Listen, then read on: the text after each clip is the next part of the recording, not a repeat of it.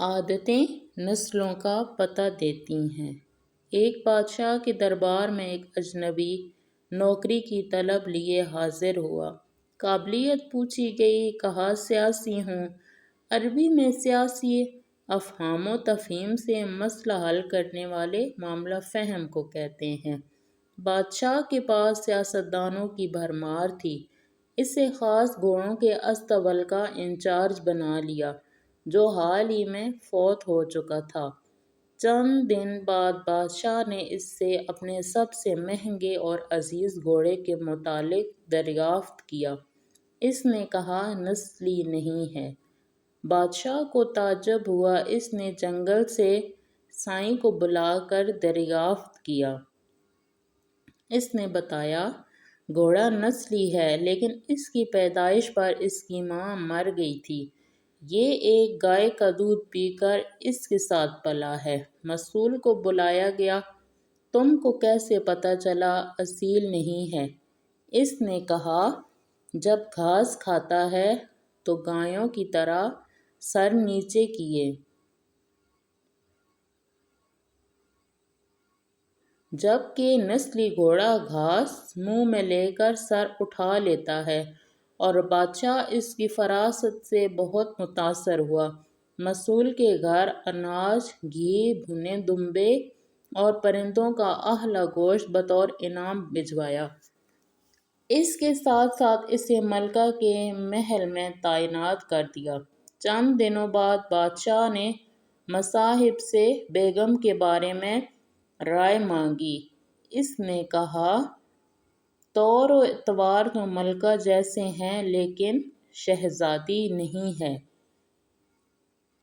بادشاہ کے پیروں تلے سے زمین نکل گئی۔ حواس بحال کیے، ساز کو بلا بھیجا، معاملہ اس کے گوشت گزار کیا۔ اس نے کہا حقیقت یہ ہے تمہارے باپ نے میرے خاوند سے ہماری بیٹی کی پیدائش پر ہی رشتہ مانگ لیا تھا، لیکن ہماری بیٹی 6 ماہ ہی میں فوت ہو گئی تھی۔ چنانچہ ہم نے تمہاری بادشاہت سے قریبی تعلقات قائم کرنے کے لیے کسی کی بچی کو اپنی بیٹی بنا لیا۔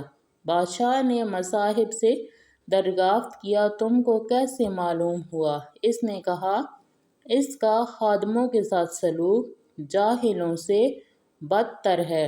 بادشاہ اس کی فراست سے خاصا متاثر ہوا۔ بہت سا اناج، بھیڑ بکریاں بطور انعام دیں، ساتھ ہی اسے اپنے دربار میں متعین کر دیا۔ کچھ وقت گزرا، مصاحب کو بلایا، اپنے بارے میں دریافت کیا۔ مصاحب نے کہا جان کی امان پاؤں تو کچھ عرض کروں۔ بادشاہ نے وعدہ کیا۔ اس نے کہا نہ تو تم بادشاہ زادے ہو، نہ تمہارا چلن بادشاہوں والا ہے۔ بادشاہ کو طوع آیا، مگر جان کی امان دے چکا تھا۔ سیدھا والدہ کے محل پہنچا۔ والدہ نے کہا یہ سچ ہے، تم ایک چرواہے کے بیٹے ہو، ہماری اولاد نہیں تھی تو تمہیں لے کر پالا۔ بادشاہ نے مصاحب کو بلایا، پوچھا بتا تجھے کیسے علم ہوا؟ اس نے کہا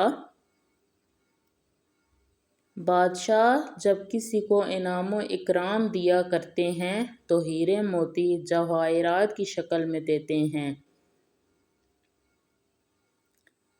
لیکن آپ بھیڑ بکریاں، کھانے پینے کی چیزیں عنایت کرتے ہیں۔ یہ اسلوب بادشاہ زادے کا نہیں، کسی چرواہے کے بیٹے کا ہی ہو سکتا ہے۔ عادتیں نسلوں کا پتہ دیتی ہیں۔